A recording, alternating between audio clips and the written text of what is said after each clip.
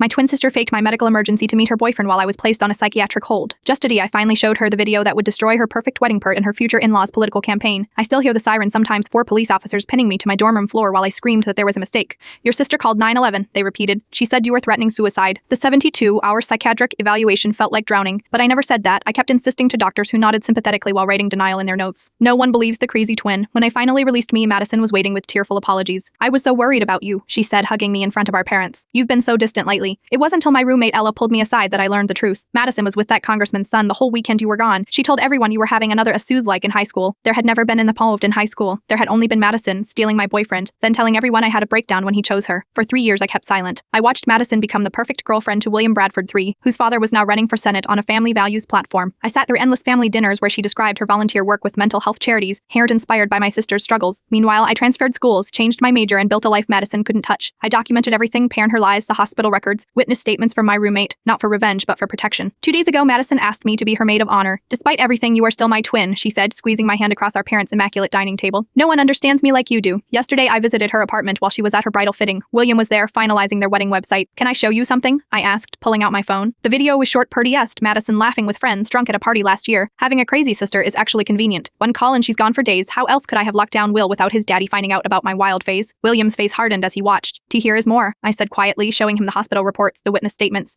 Does Madison know you were showing me this? He asked, voice tight. Number, and she never needs to, I replied. I don't want to hurt your father's campaign or your future. I just want Madison to get help for her compulsive lying, real help. This morning, William called off the engagement. Madison has blown up my phone with accusations and threats. But our parents' calls have been surprisingly different. We need to talk about what really happened 3 years ago. Some people spend their lives creating perfect illusions. Others discover that truth, however delayed, finds its own perfect timing.